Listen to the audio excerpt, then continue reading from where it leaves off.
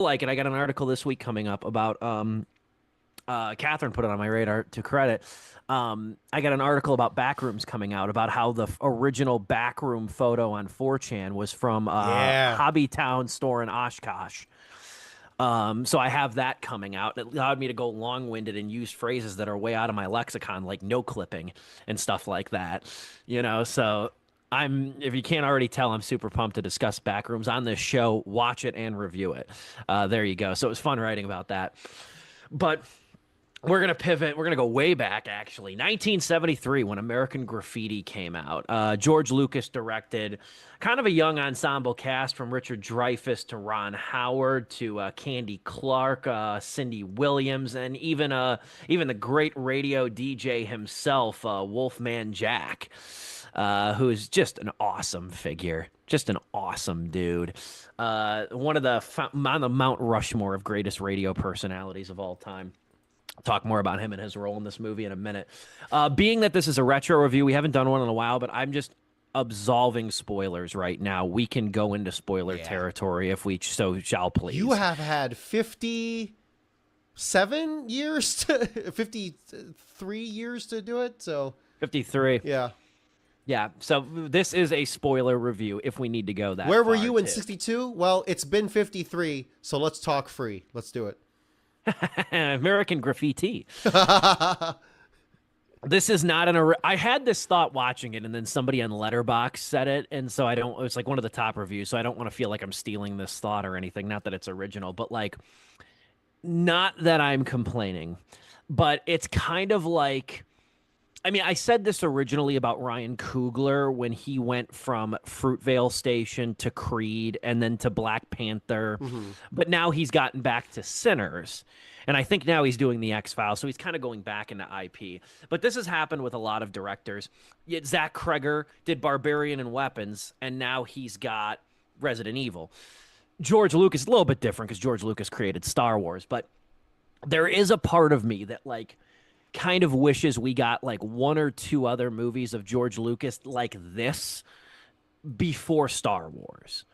You know what I mean? Or like the fact that Star Wars became what it is sort of prevented us from getting Lucas movies like this anymore. He did THX 1138 before this, and then he did American Graffiti, and then it was off to Star Wars the following year. Yeah. So we didn't really get as many like these like humanistic George Lucas movies as I think we might have otherwise. Be that as it may, though, every generation seems to have like their defining comedy of some sorts. Though it was made in the 70s, American Graffiti takes place in Modesto in 1962. So this is kind of like the definitive account of the 60s, be that as it may. When you look at the 70s, it's Animal House, I think. I think Animal House is the overwhelming winner. The 80s, I would say probably it's kind of a little bit more up in the air. I would say Breakfast Club immediately comes to mind. 16 Candles. If you want to look outside the John Hughes spectrum, I mean, if you want, this one I don't think is enduringly popular, but it has a cult following, is Porky's with Kim Cattrall. The 90s, again, a little bit more up in the air for like defining comedies of the 90s. I'm blanking on a couple examples. I mean, hell, I would say Clerks in some ways. I would say I can see it. I can see it. Dazed and Confused, even though it was a little bit more 70s coded. Slacker, even Richard Linklater. And then you have the 2000s. Quite honestly, I think I rewatched it not too long ago. Superbad. Superbad, one of the defining ones there. There's a through line. There's definitely a through line. Kind of on the periphery, too. Not as much as Superbad, but I would say another movie that's aged very well humor-wise is Harold and Kumar, the first one. Especially the against type kind of casting of that movie. Yeah. Of like having an Indian and Asian lead being stoners. You know what I mean? I think was very we can suck too, guys. We can be annoying, obnoxious dudes too. Well, that was like part of John Cho's MO back in the day. Was like, that's why he did Better Luck Tomorrow, was because he said, I wanted a movie where Asian characters could be like rebellious. And that's what attracted him to like work with Justin Lin and then eventually blanking on the guy who directed Harold and Kumar, but that movie, Danny something, he just passed away. But anyway, American Graffiti though, this is a movie I saw this years ago, and I hadn't seen it since. This is my second time watching it. This is one of those movies that it's about 2 hours long. It's very much a hangout movie. It's essentially 2 hours of people driving down, like driving through Modesto and driving through these heavily densely populated areas in California and saying hello to each other and interacting with each other. That's kind of what this movie is. It like takes cruising culture to a new level, kind of shows just sort of the kind of wayward, amiable nature of these characters and such. One of the main ones you follow is a character named Milner, played by Paul Lamont, who is got this like souped up hot rod, this bright, yellow Deuce Coupe. I was looking for the name of the car, Deuce Coupe. And he winds up inadvertently picking up this underage teenage girl, and named Carol, played by Mackenzie Phillips, winds up sort of like reluctantly taxiing her around. You've got Richard Dreyfuss, who plays Kurt. You've got Ron Howard in true 60s style, credited as Ronnie Howard, who plays Steve. They all sort of meet up at this drive-in area, this like bell hop or car hop place. And then they all sort of go their separate ways. Steve starting college in the morning. Kurt's a little bit worried about leaving, kind of gets blindsided and falls in lust with this blonde woman that like makes eyes with him in a car. So he spends most of the movie chasing her. You've got, again, I mentioned Milner too, and Carol. You've got Kurt again trying to track down this woman. Steve picks up, or Terry's another character too. Terry played by, oh God, please help me, Charles Martin Smith. Terry picks up this lady of the night, let's call her, named Debbie, and sort of has this long-term interaction with her. It's very much a hangout movie. It's very much sort of a series of vignettes. You can see how this movie sort of resonated to at the time, because it's not really bound to a strict narrative. It's sort of more about those nights that feel like nothing until the next morning, and then you realize they were kind of everything, and the last time everybody was in the same sort of area together. It's got this very post-high school, pre-college feel to it. Gorgeously decorated, too. Not so much quotable as I feel like it's immersive, and that's kind of where I'll pause to let you kind of give your 2 cents on American Graffiti. Yeah, no, you really nailed what really engrossed me most about this movie is that it feels almost like a documentary, even though it's clearly fiction. But it's documentary in the sense that I adore movies that really make a set stand out.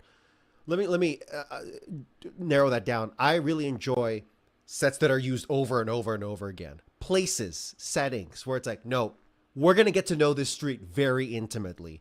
You don't even have to name it. You don't have to. I don't need like a grid, like map showing me with the names of everything, like a Star Wars encyclopedia entry. But I just love places that, hey, we are going to spend some time at this diner. We're going to spend some time on this long stretch of Main Street where all these cars are just going in and out, and there's the cocktail party effect where people are just walking by each other and talking to each other.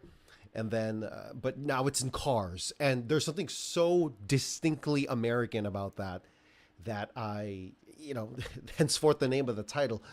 We'll talk about the title in a bit as to what you think that truly means. I have my own theories, but the 4 principal actors here, the 4 male leads, and going off in their own thing, it just becomes like a carousel of just fun adventures that even to this day they're prototypical. Like, okay, kid tries to get liquor, right? How many times have we seen that before? But there's something so genuine about the way it's done here. Not just the novelness of it, because it's 1973 is when this was shot, debuted. But just the way the actors are pretty much, I guess by then you could say that they're playing stereotypes of the people that they're of their characters, right? You got basically the badass loner greaser. You've got the natural leader who's trying to do his own thing. You've got, I guess, the guy who's just looking for love, and then the other guy who's looking for love, but he's a effing dweeb. And there's something just really charming about all of that. And then, of course, another a case here. One of my favorite things in movies is when a bit character later becomes famous, and now their face is plastered all over the movie as if they're a major character, which is Harrison Ford as Bob Falfa. In a really cool character. I don't even know what accent he was doing. I was watching that and I'm like, what is he doing? What does he sound like? Is this a bit? No, he sounds like this the whole time. What is going on? But regardless, how lived in the world is something I absolutely fell in love with this. It's a little. Maybe I was just in a weird frame of mind going into the movie, just surrounding my life. But getting up, starting the first like 5 minutes, I'm like, oh, is this a little slow to start? Just a little bit, just a tad bit. But once you get into it and once the cars start going, I'm in. I'm locked in. This is fun. Yeah, and if you're, this is one of those movies too. I remember I liked it more than this one, and it's a different movie. But there's something like I will say this. If I And it's funny because Catherine and I we've been going to like the AMC. I know I've told you guys about this. We've been going to AMC like for these double features on Friday. Been doing double features on Friday, and then like hanging out with like some of the staff.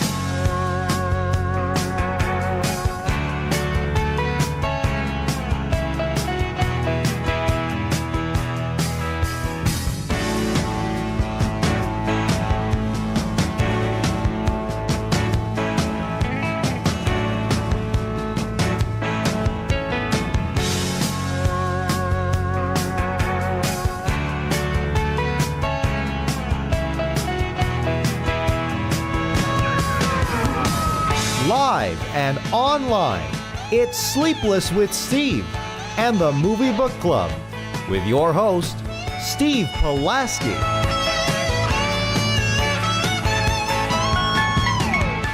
Back and better than ever, better late than never. It is Sleepless with Steve live on YouTube. We come to you live and in living color every Wednesday evening, 6:30 Central Time.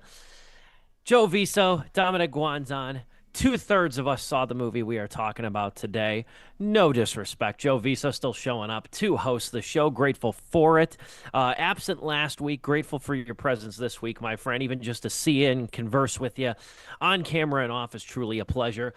Today we're tackling Alicia Harris's new movie, Is God Is. And I just want to say one thing. Blame it on me. I was very excited for Obsession. I was very much looking forward to Obsession. I did not foresee how buzzy Obsession was going to be online. I did not realize that Curry Barker was going to really kick off alongside Damian McCarthy, who directed Hokum. Don't forget that. I didn't realize that Curry Barker was going to kick off Weird White Boy Summer in the fashion that he did. Yeah. So I want to salute Curry Barker, and we will tackle Obsession on next week's show. To quote the great underdog, Geno Smith, if something doesn't look right, blame it on me. If your kids mess up at school, blame it on me. If your car breaks down going to work, blame it on me. Blame it on me, the fact we're talking about Is God Is this week instead of Obsession. But I do think it's no consolation prize because Is God Is a great movie too. At least I think it's a great movie. Interested to see what you have to say, Dom. So I've had this on my radar for a few months since it was kind of teased. So I really wanted to talk about it. But we're not going to sideline Obsession. We're going to talk about that next week. And that will give discourse on Twitter and Letterboxd another week to marinate. I think this movie is going to have a really strong hold going into next week. And we will talk about Obsession next week. This week, Is God Is. So it goes. Dom, how are you? I'm doing okay. It's another busy week as the weather warms up. But for me, I am trying to maintain my movie scheduling thing. I know we're not going to be watching. Maybe I don't know. I Heart Boosters. I Love Boosters movie, which is unfortunate because there's some buzz. There's not a lot of buzz online. But there is some buzz about like the message because from the director of Sorry to bother you. Sorry to bother you, yeah. Sorry to bother you. Yes. I thought you were just saying that. Thank you for smoking. No, sorry to bother you. And so I was like, okay, this looks interesting. So we'll see. I'll probably just watch it on my own and maybe we can talk about it. We could do a double talk or something. But regardless, for me, I think I'm doing all right. I feel bad having to sideline that movie because that was originally on the schedule this week. Or next week, rather. That was originally on the schedule. And then the following week is Backrooms. So I want to make sure to touch on that. That's a Super Bowl, baby. Yes, it is. That's the Weird White Boy Super Bowl, as I'm calling it. I have coined that fucking term. But yeah, I still would like to touch on I Love Boosters. I don't know much about it. I know it's kind of Spring Breakers-esque. It's Boots Riley. That's the director of Sorry to Bother You and I Love Boosters. It's Boots Riley's second movie. So, one of the coolest posters too, I think, of the year. One of the coolest posters, both of them, the minimalist one, the teaser one, and the regular theatrical print with all the faces. Haven't seen the trailer, don't want to, but hopefully I'm going to try to elbow that movie in somewhere, sometime. Joe, I know you're hosting the show. You didn't get a chance to see As God Is, but I appreciate your presence, man. How are you? I'm doing good. I didn't get a chance to see the movie like Steve said. Even though I said I'm doing good, I just been super busy involving stuff with family. That's why I wasn't here last week. And it kind of bled over into this week as well, where I can be here, but unfortunately I just can't participate in the discussion because it was like I had time to go see one movie and I chose Obsession because in 2025, my friend Luca, who recommended me to go watch Mike, Alice, and Nick, or whatever the hell it was called. He texted me in 2025. He's like, dude, I just saw this movie. I don't know when it's getting a theatrical release. Don't look up anything about it, but it's called Obsession. It is right up your alley. I'm like, all right. I'll keep that on my radar. And for a whole year, I didn't know about that movie. And then one day, I went to go see Bone Temple in theaters, and I was sitting there, and the teaser came up. And all it was this guy making a phone call, asking if he can change back somebody, and if it's actually real, is the love real? And then the teaser ended, and in big bold letters in white text it said Obsession. I went, All right, yeah, that's all I'm going to keep it as. That's all I want to know about this movie. I remember Luca told me about that, and now I am completely sold. So, yeah, I mean, did I see the hype with this movie the way it was? Not necessarily. I knew, like, it had some hype going into it because of just all the festivals it showed up at and everything. But, shit, you could not anticipate the wave that it got from Friday box office, Saturday, and then Sunday. It was just like, whoa. It was like, okay, word does still travel on online and everything. People went to go see it. So I am looking forward to talk about that next week. I am sad that I did miss Is God Is because there was a post I saw this week and it was like, damn, this would have been really cool to experience this.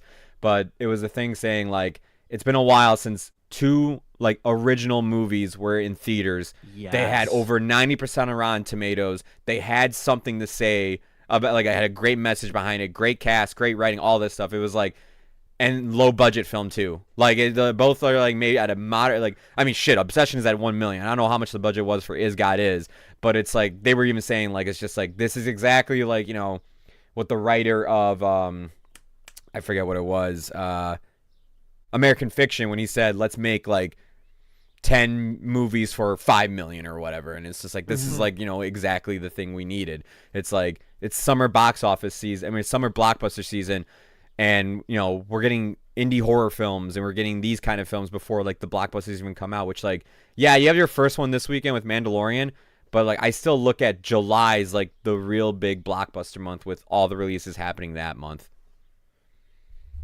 Extremely well said. Do you care about The Mandalorian?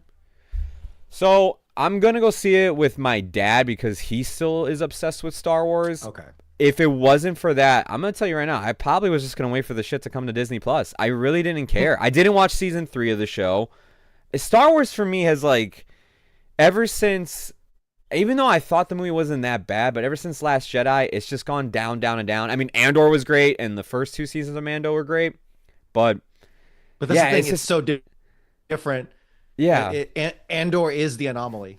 Yeah, so yeah. It's like, I don't know if I have faith in anything else now. And it's funny too because there's been, and I'll wrap this up by saying this, there's been other projects that like I know the Star Wars fans have hated, and maybe I'm just not that big of a Star Wars fan anymore. I'm just like, I just thought it was all right, guys. Like it did what it needed to do for me in terms of a Star Wars. So we'll see how I feel about this. But I am gonna try to go see I Love Boosters because I am afraid that movie is just gonna disappear like in an instance between the releases of last week and the release next week. It's like, bro, you are sandwiched between probably the 2 big horror movies of the year. 100%. Yeah, my thoughts on The Mandalorian and Grogu. They had a bunch of the popcorn buckets out of my theater on display and everything like that, and my one buddy wants one. And I was asking about like how much they were going to be and stuff like that. And somebody who was at the theater was like, "Are you going to see it?" And I was like, "No, I don't watch TV shows in theaters." You know, they should give. They should give a. I'm being dead serious too. Not to go on this topic. If you are a subscriber to Disney Plus, you should get a fucking rebate for the movie theater. Like you should get at least a $5 ticket or something, a fucking popcorn or something. If you're a Disney Plus subscriber with all the crap they pump out and everything and all the Star Wars stuff, you should get something of a discount. There's nothing about the trailer that I've seen. Yeah. There's nothing about the trailer I've seen that made me go, "Wow, this is way more cinematic than the show." It just still looks like the show. Like, I mean, it's like the special effects look good, the puppetry looks good, but it's like the show had that. Like, what is so thematic about this? I don't know what the fuck the movie's about. I remember, I'm old enough to remember, used to be able to buy like TV dinners. You used to be able to buy like kid cuisine or and like go to McDonald's and they give you a coupon to go see Rugrats Go Wild or The Princess Bride or Spy 2. Kids. Royal Engagement, like you know the term in shitification. There is absolutely one of the examples right there. You used to be able to buy a kid cuisine meal and get a voucher to go see Princess Bride 2. They can't give you $5 off a $20 movie ticket nowadays. Like, but he's on the warpath. At any rate, you brought up Mandalorian and Grogu too, and I'm like, I don't know, I speak English. Anyway, so we are talking. Is God Is Today. I know we're starting a little bit later than usual too, but I don't know if this movie, it's no fault of it, but I think this movie is concise enough too that it loans itself to a little bit of a shorter runtime. or a little bit of a shorter showtime, rather.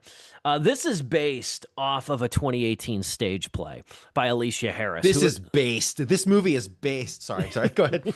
A little bit. Alicia Harris, though, is the writer director of this movie. She wrote the 2018 play, Is God Is. And let me just say this. I obviously didn't see the play. I started reading a little bit of it. I downloaded a PDF of it, and I started reading it a little bit because I love reading plays. That's one thing that's one thing I've enjoyed. It's one of the lasting impacts of college on me. Took a playwriting class, and it was great.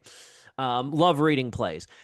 Watching this movie, going into it knowing it was based off a play, but I deliberately didn't look anything into it. Watching it though, one of the things you notice about movies that are based on plays is you can kind of tell that they're based on plays because they're often very singular settings, interior settings, mostly inside as opposed to outside. One Night in Miami is my go-to example. One Night in Miami, Carnage, the Roman Polanski movie, which was based on a play as well.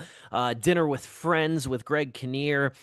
Passover, the Spike Lee adaptation of it. There's a lot of movies based on plays. And even if you're not familiar with a play, you get the idea of like, this was made for the stage. This is one of those rare play adaptations where I was like watching it thinking, I don't know how the hell this was a play because it's a quest.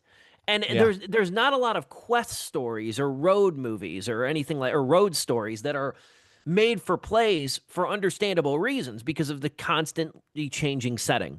So I thought it was an immense credit to Harris, knowing nothing about the play. The fact that this story, if you didn't know, you didn't know that this was based on a play, just based on how this is structured. The quick cocktail napkin synopsis of the movie is it follows two twin sisters, Racine and Anaya, played by Kara Young and Mallory Johnson. And they are two sisters that are essentially sent by their mother, played by Vivica A. Fox. They're sent by their mother to kill their father. Their father basically tried to burn his wife, their mother, alive in a bathtub when they were very young. And the sisters have scars from this. Racine, and this is important, Racine's scars are mainly on her arm and the back of her neck, her burn scars and her grafts. And Anya, her scars are on her face and on her neck, making her very hard to look at. And one of the undercurrent recurring parts of this movie being that people don't look her in the eyes when they talk to her. Mm-hmm. And after that, after Mom, who they referred to as God, sends them on this quest to kill their father, played by Sterling K. Brown, and we'll talk about him in a minute.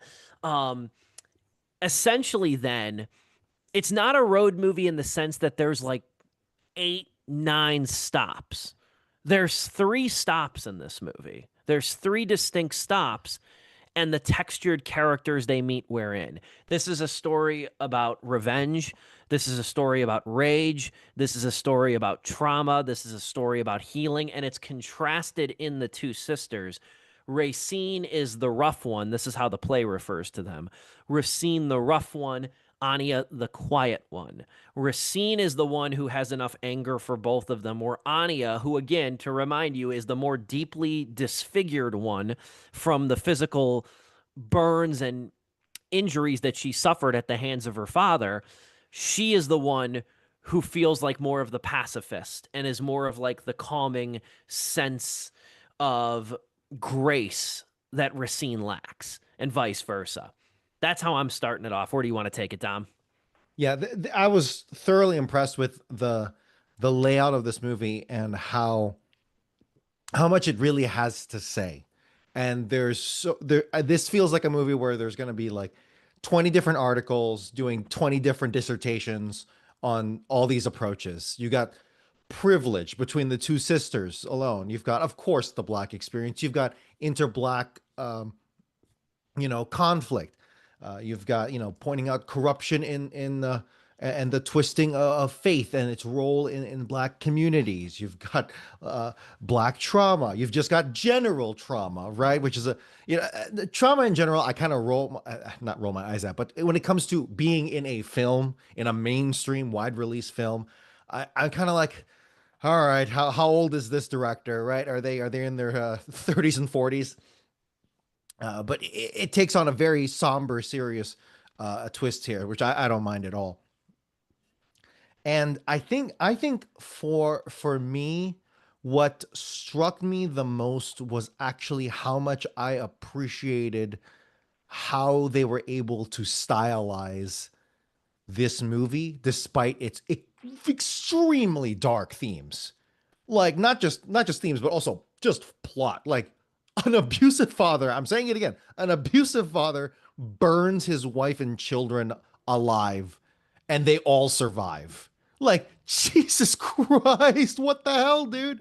Um, but they're still able to inject humor, uh, at times lighthearted, heartwarming humor, particularly between the two sisters and the text that you see on screen when they're having their little, Steve may explain it, but their little like mental twin powers there that I think is exaggerated. Maybe I don't know. Twins would have to tell me, but the way that they're able to find joy out of this extremely dark subject matter and this journey that they go on, this, several layers of hell that they dive into, they're still able to find joy and funny moments. This film is able to find those moments, which in a way is reflective of the whole Black American experience. So that alone, no matter what critiques we have of this film, I'm already in. I'm already in. Well said. This to go back to it, and this is another reason where it was like, I just can't imagine this is a friggin' play. Is that Hmm. one of the directorial hallmarks, and I've seen mixed opinions on this, is sort of like I describe it as telepathic communication between the sisters. Right. Is when they look at each other, they're often doing something. Sometimes they're just sitting stationary, or oftentimes they're doing something like rubbing ice on each other's burns to cool them down. They'll look at each other, their eyes will meet, and text will be on screen near the heads of who's communicating with who. So they have kind of this, metatextual, unspoken pact that the two of them share, being twins. Kind of reminded me of the movie Take Me Home Tonight with Topher Grace, when Topher Grace and Anna Faris, who are twins in the movie, are portraying twins, are going back and forth and finishing each other's sentences. And Dan Fogler goes, "You guys always freak me out with that twin shit." And that's what it kind of reminded me of here. But you know what's funny about that is that I get if it bugs people. I do. I get if it bugs people or takes people out of it. I've always felt like I'm kinder to movies that are based on plays or just plays in general. I love stage plays. I love the art of playwriting, having done it before and also learning about it. It's something I've really appreciated. You know what the funny thing about this movie is, and I didn't realize it until I was writing the review. That part of it I really liked because it gives it sort of like a directorial uniqueness to it. But the other part of this movie is that it's so lived in with the Mm. characters that Racine and Anya meet. And I'm not just talking about them in the way that they communicate, but the people that they meet, the few people that they meet on the journey to their father. And the fact that the movie is so good and engrossing and yet like specific to certain themes of rage and revenge and healing and trauma, that I didn't even find myself until writing the review like, well, wait a minute. How did they know exactly where the dad was? How did they get the money to go on this trip? How did they find the vehicles? And that's one of the things about plays, is that great plays have this sort of magical realism where they're so focused on characters and themes that you can kind of forgive the nuances and the logic. At least I can. I can't speak for anybody else, and some of the criticism I've seen addresses that. But like, there's a magical realism undercurrent of this that kind of makes you forget all of that, and you're so hyper focused on these two sisters that it just you disregard some of the details that don't get hashed out. Yeah. For me, I'm sitting there going questioning the whole time. Uh, they're and I guess we're already kind of going into a little bit of critiques because I was already so thoroughly impressed with it. I guess steel manning the argument, but for me, I'm like, man, they are really just doing whatever the mom says. Now, They granted, they call have her a God. They call her they God. literally call her God. Like, wow, and like, this is the first time they've met. That's it. That's okay, cool. But like you said, Steve, it didn't really bother me at all. Like to the point where I can't even use it as a knock against any kind of rating that we give this because it's just so engrossing. It's so stylized and maybe not so stylized. It's a little more subtle than that, but it takes that play like fantastical, you know, elements and makes it something really worth watching. That I was just glued to the screen. I know for a fact that a lot of the side characters here too are also eating up every second that they are on the screen. The biggest names are side characters in this movie. The biggest I, actors. I love that. I love it when movies do that and they have the confidence to do that. And it's because when you already have like a script this strong and lead, actors who already know what they're doing, even if they're not mainstream famous, they already know what they're doing. Like Sterling K. Brown is mainstream, is probably no, Janelle Monáe. Sorry, Janelle Monáe is probably the most famous person here. But still, it's like, and I feel like has Janelle Monáe done like a lead? She's done a lead, right? Like Yeah, I mean, yeah, protagonist. she was kind. I was gonna say go back to Hidden Figures. Oh, sure. Go Okay. back to Hidden Figures. I know she kind of shared. I think if you want, Taraji was more the lead in that movie, but she was. Yeah. I kind of see that as a trifecta: her, Octavia, and Oh, Taraji. Antebellum. I think I didn't watch it, but I think Antebellum was her true protagonist with a capital P. Yeah, Like it's her, yes. her. Hidden Figures, you're right, was more of a shared thing, which is fine. Yeah, that's her strength in my opinion. Again, I haven't seen Antebellum, but it seems like that's playing to her strength. Everything about this, particularly with the cast list, they're just going for it, and it's great because you have this foundation, this foundational, you know, thing to play with, and it's so ingrained. Like, for instance, there's a chase scene here with a masked person that's trying to harm the two leads, and I'm like, where the frick did this come from? But it's so engrossing. I'm like, because they're playing around, they're doing like what should be basic chase, like horror movie chase shit, but for some reason, because these two lead actors are so so so brimming with personality that even when they're being chased, there's some cool shit going on there. Like Racine, the younger, the rough one, the shorter one, when she's being chased, you can see it in her eye. She's like ready to fight this dude, even though she's still like running away. Whereas Mallory, she is just pure fear, which is reflective of how it's like, okay, yeah, even in a chase where they're kind of evened out, they're still executing their characters pretty damn well, and that's just an example. I was reading just a little bit today. I've got like I think like 40 pages in. It's a quick read. Going through the play just to kind of like more skimming it, but just like sort of reading it, and it's very loyal. It's very loyal to the text, which makes sense because Alicia Harris wrote the play, directed, and wrote the movie. So I didn't think she'd stray. But it's what's interesting about the play is it's kind of difficult in some ways, and maybe it's opaquely written. It's opaquely written in a lot of ways. Like the address on the mother's letter is like 8 different states. So it's clearly written so like whoever adapts it can pick where they want to set it for localization purposes. But it's Mm-hmm. also like what's internalized or communicated, I keep saying telepathically because that's the way I describe it, between the sisters unspoken, Mm-hmm. and what's communicated vocally.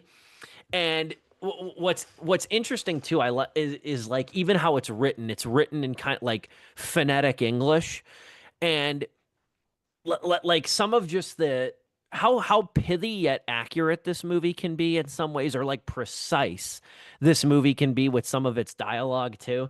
I don't remember. There's one line that sticks out to me, at least from the first few pages of the play. I don't know if it's in the movie. I don't think it is. It would be in the beginning. But like when it's kind of describing the sisters, and in the play it's like scene is mean, quick to the trigger and everything, describing Racine. And then it talks about like Anya is quiet. She don't have no fight in her. Girl so ugly can't be mean.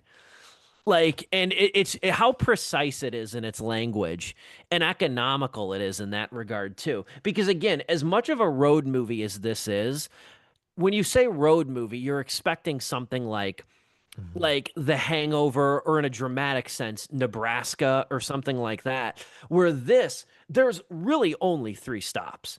And those three stops, just to give them, speak very generally, there is the stop at a storefront church, or a home church with a healer played by Erica Alexander. There's a strip mall lawyer, a strip mall mute lawyer played by McKelty Williamson. And then there is their father's current wife, Janelle Monáe, and her two grown sons. And so there's not a lot of stops along the way either, but everybody kind of feels very lived in and very like hyper specific, recognizable, and just like you go with it. That was the thing with this movie too. I just kept going with it. Like even as it sort of defied, and I recognize like it defies some of the laws of like plotting and everything. Like I kind of kept going with it. And I feel like that's how I am with plays. There's just some movies too, just in general, where you can just kind of forgive it.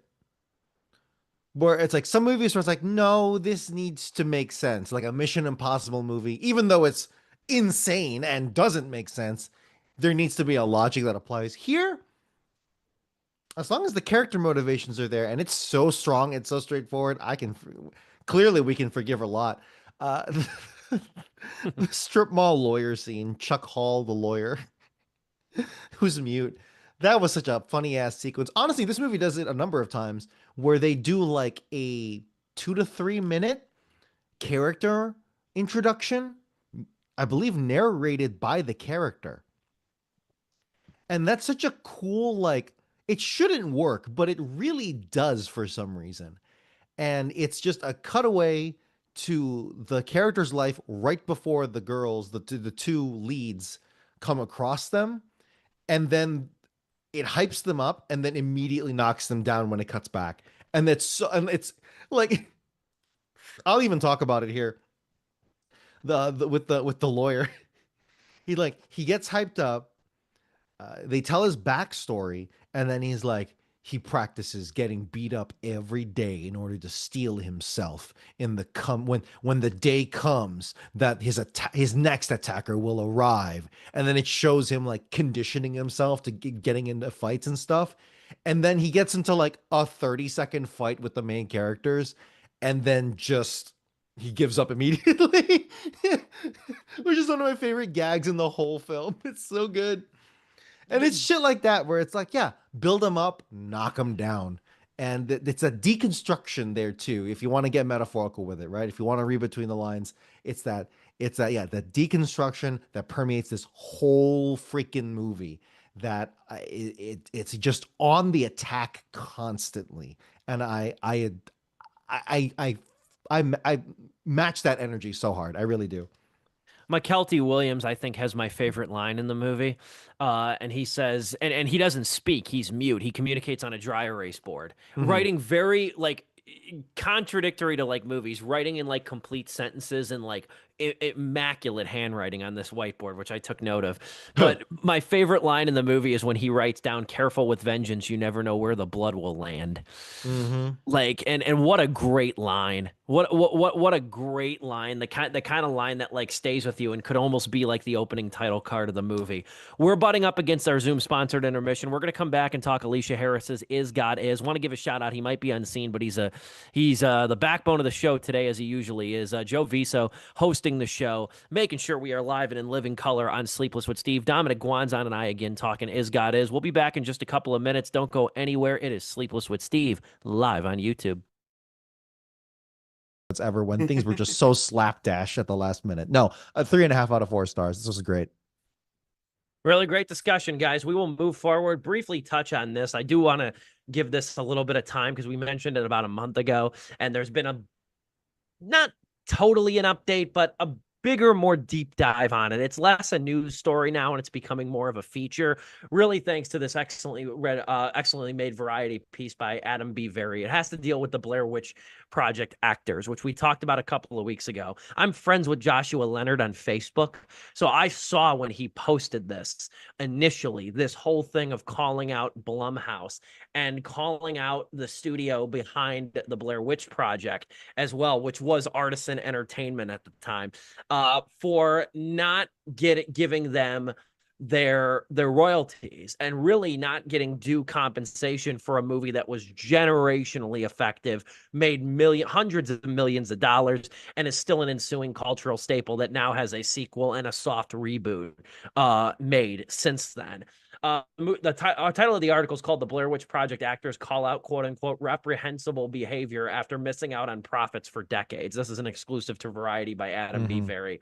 What basically Adam B. Very did was he got the three actors, Joshua Leonard, Michael C. Williams, and Ray Hance, formerly Heather Donahue, all together on Zoom to talk about exactly what they are demanding from Artisan, now Lionsgate, and Blumhouse, mainly Lionsgate, because Lionsgate really just came to an agreement with Blumhouse to try to reboot the movie again and make another movie. And it's coming up on the 25th anniversary of Blair Witch. This is the 25th anniversary year of that movie. So basically the three actors wrote an open letter to Lionsgate on April 20th requesting quote unquote meaningful consultation on any future Blair Witch related projects that would likely result in the use of their names and faces, and requesting retroactive and future residual payments for the movie, quote unquote, equivalent to the sum that would have been allotted through SAG-AFTRA had we had proper union or legal representation when the film was made. The key point to understanding this is you have to go back to when the Blair Witch Project was made and released. We were young. So when we learned about this, the buzz was long over. But basically, in 1999, the internet wasn't what it was today. This was a movie made on a shoestring budget that got three basically theater actors involved in the production of this movie. They were given cameras and they were given a script outline for what they had to reenact in the woods. And it was the producers and the very few people, limited crew members behind it, that were making those sort of stick figure things and hanging them throughout the woods and kind of giving them a guided map on where to go. When the movie premiered at Sundance Film Festival, it was passed off as a real life student movie.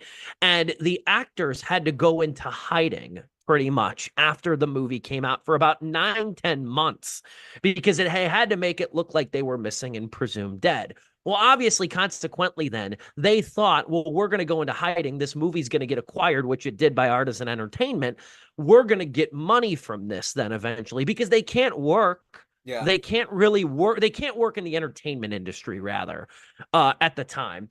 One of the most moving parts of this long piece is when Michael C. Williams, the actor who plays Mikey in the movie, they all play their real character names. Love my webcam going out right now.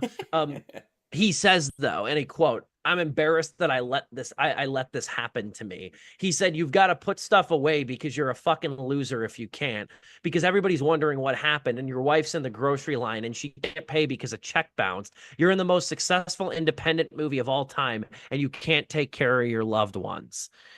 And that's really I think the most powerful part of this whole thing is that it's really, I think the most shocking is like how they didn't come out after the most recent reboot, and they had the restraint to still, or they didn't feel like it was the time to come out, or they really didn't think that they would have the power and the movement behind them to do so now. The sad part, which is also noted, I was going to try to find it here really quick, with the is when they were talking to a representative for SAG-AFTRA, the author of the Variety piece, Adam B. Very. He says it's complicated, this situation, because he said he's hopeful that the performers will achieve some compensation, but when there is no union contract covering the production, the actors in the union are generally limited to appealing to fairness. And of course, Lionsgate representative declined the comment for the story, as well as former executives at Artisan Entertainment, which I doesn't exist anymore either. So I don't know what's going to happen with this, and I'm afraid it's not going to be much. It's not going to be to the just due or satisfaction of Ray Hance, Michael C. Williams, and Joshua Leonard, which really sucks, because I can't imagine doing something like that at a really young age. You got to think they were in their early 20s when they did this. They were younger than us when they did that movie. Struggling post-college kids that were thinking that, like, to see this movie rake in hundred back and better than ever at Sleepless with Steve live on YouTube. Talking is God is. I've been talking a lot, Dom, as I typically do on Sleepless with Steve. Where do you want to take this? Is there a direction you want to take this conversation? I'm batting you up cold. Oh man, yeah. There's just the depths of despair and trauma that we could get into. It depends on how you're feeling about that. We could focus it on Sterling K. Brown and his incredible performance. We really could. So you know what? Let's do that. Let's put him up to bat, because this movie is pretty much hyping up Sterling K. Brown as the monster, as he is credited on Wikipedia, and he's credited as man. Not to interrupt you, he's credited as man in the play. Hey, look at that. There you go. But a little on the nose, but that's okay. That's okay. I appreciate a good play that does it. If you're a good enough play, you can get away with shit like that. So you better be a good play. But yes, with him and his just raw, man, Sterling K. Brown's just got the charisma, man. I've been watching Paradise on Hulu, on Joe's Hulu, I should say, and it's That's who it is. I'm like, who the fuck is watching this show? I've been wanting to watch it. Well, you start from the beginning.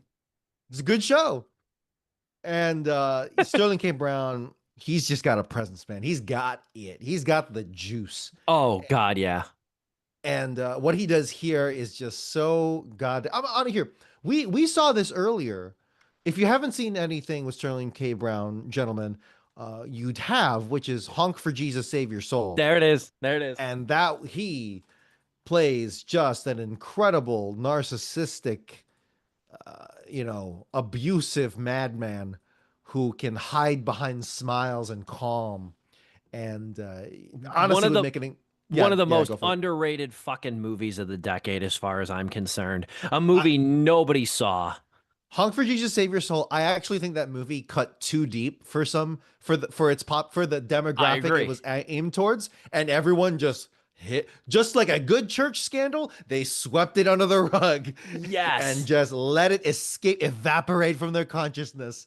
And look, black churches especially, because that is dead center what it was for, but just any church in general. Like, that's not a movie made for a lot of people. That really isn't. So I'm credit to the it's made for a lot of people. It's made for a lot of people, but they won't want to watch it. But they won't watch it. That's the thing. Like, credit to the Ebo sisters, like, because that wasn't based on anything either. Honk for Jesus. I know he got the Oscar nomination for American Fiction. Great performance. Sterling K. Brown's been excellent in it, half a dozen things at least.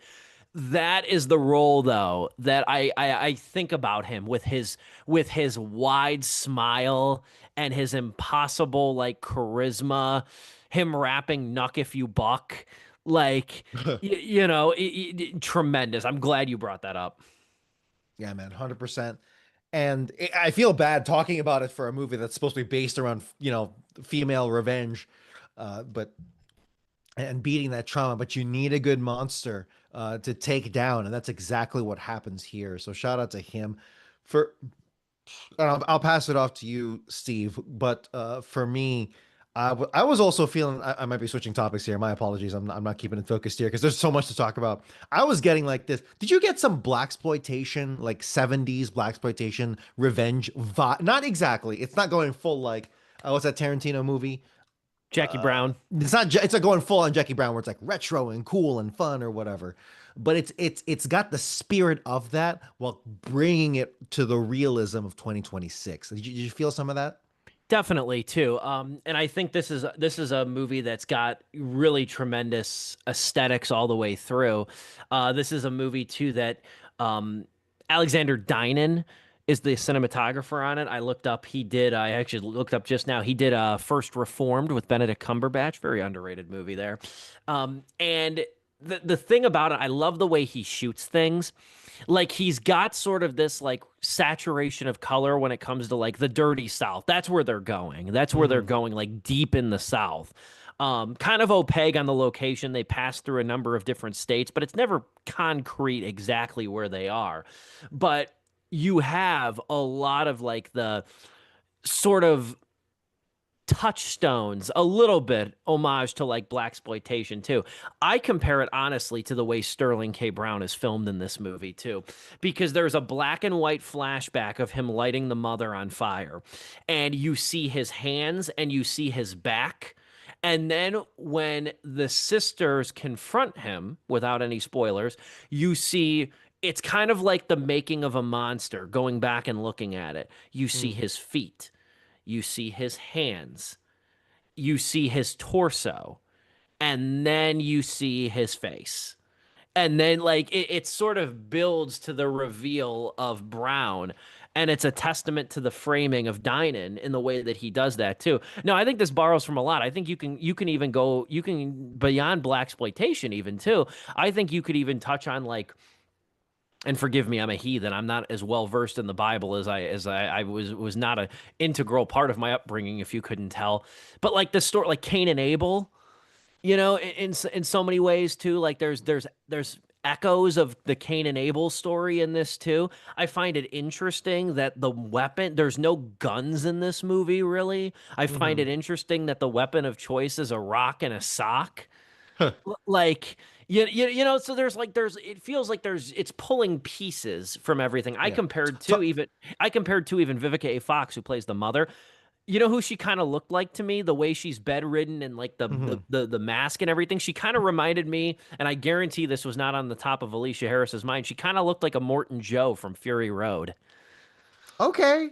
Yeah, yeah, and the way that there's these people around her, and they're like, like in a way worshiping her, play It's the by mask and the breeding. long distended hair, I think, Yeah, but yeah, yeah. but also like again like the worshipful servants.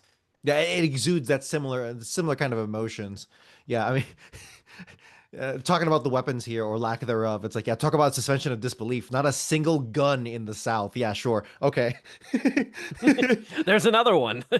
Yeah, yeah. And you can use these against the movie, I think. Like, I mean, I'm not going to complain with anybody who didn't vibe with this movie. This is one of those movies that, like, I'm not going to complain if you didn't connect with the narration or like the text on screen and stuff like that. I get it. Like, play movies that are adapted from plays to the big screen are very divisive in a way that sometimes confuses me, but I feel like I embrace them and I connect with them more than a lot of people. Yeah, I think so too. I just really there's a lot more to say without going into we'd have to go into spoilers. But for me, just want to pinpoint that the movie I think does a good job of cleaning up its. Well, I guess it depends on your style and assessment of how they execute it, but at least narratively, thematically, they do nip their buds. No, they clean things up with people getting their comeuppance. Everyone here, I feel like, gets their comeuppance. Would you agree? Yes. And I mean that holistically, Oh, right yeah. up to the final minutes. Yes. And I appreciate that for being bold enough to do that again, passing on that traumatic message, literal sins of the father. And, you could go to Dante's Inferno and all that stuff. But that's a video game, The Inferno. But for me, I'm just really glad that this movie said everything that it exactly wanted to say without getting to wish fulfillment for it. right? There were some fun moments, some very fun, very hilarious moments. I'm talking specifically with the sisters where it's like, yeah, they're getting it. They're having fun. They're getting their revenge, and it revels in those moments exactly for as long as it needs to. Do you know what I'm talking about here, Steve? Hmm. But then it brings it back down, and it goes, no, this is America. This is the black experience. This is what it's like to be traumatized, and they pay for it. They pay for it, and I'm glad this movie had the balls to to stick to that message. I completely agree. No, I completely agree. Dude, I don't know how much we addressed on this too, but real quick, if you want to parlay this into closing thoughts, go for it too. What were your, I know you've kind of flirted with it earlier too. What were your chief criticisms with it? I think I think my chief criticisms really come towards a maybe I do wonder if I'm simply just hung up on how fast they executed those last final minutes. Maybe that was too much for me, but at the same time, I'm thinking now, nah, maybe they needed to end it exactly how they did. Otherwise, again, I'm being vague on purpose, but uh, that way we didn't think too hard on it. Not that it didn't deserve to be thought too hard on it, but that way it was end cap just like that. Do you know what I'm talking about? Sure. Yeah, like it almost felt cheap when they did what they did. Yeah, no, I get it. It's a lot to process in a relatively short amount of time. It's the climax is very satisfying, but it ends rather abruptly. Yeah. It ends rather abruptly too. And I think that's kind of I think that goes back to just how sort of economical this movie is really with its like Hmm. asides. You know, like again, I keep stressing this because there's not many road movies like this where it's like 15 minutes at every stop and there's only 3 stops along the way. And that sort of carries the movie. So when you have like fleshed out asides like that and then there's the climactic confrontation and then the conclusion maybe in 10 minutes or so, 12ish minutes or so, it does feel rushed too. But at the same time, I'm kind of glad that this only tops out at 100 minutes because it could have taken another 15 minutes, but it didn't, and I kind of appreciated more for that. It's got, like I said, it has the ball, it has the stones in a sock to be able to effectively, just be like, no, 100, that's all you're getting.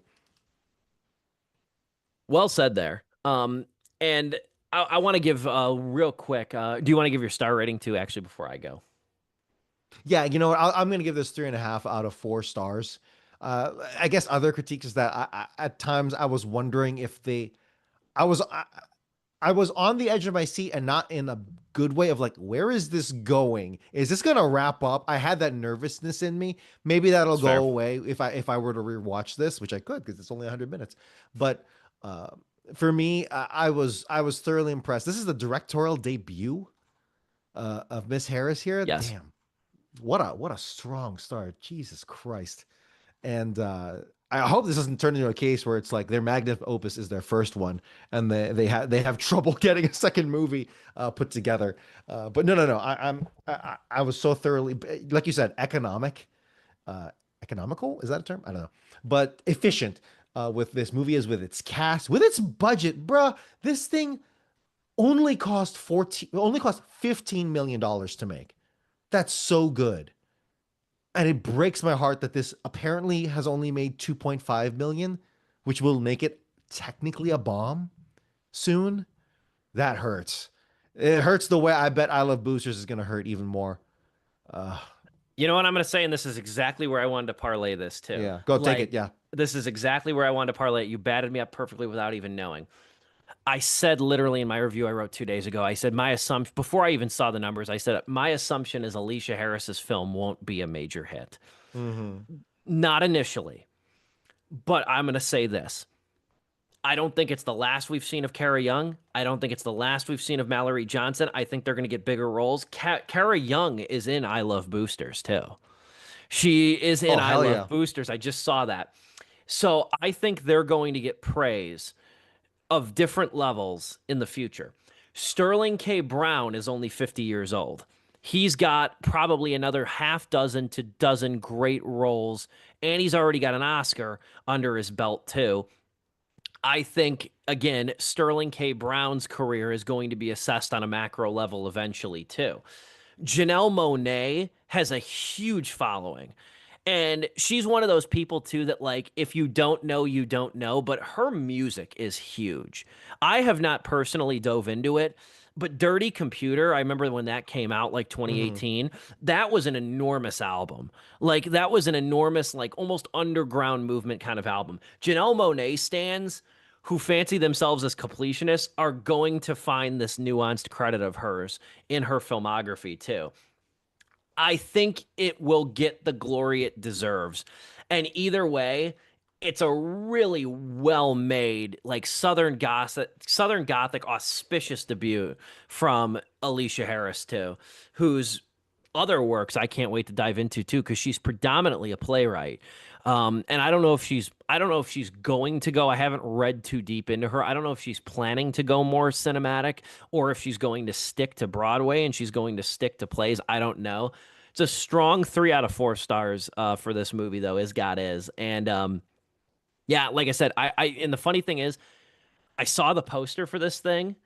I looked it up on Wikipedia. I read the plot. I read the 2-sentence plot synopsis, and then I put it on the Sleepless schedule because I was like, this is the kind of movie I love to see in theaters, just because directorial debut.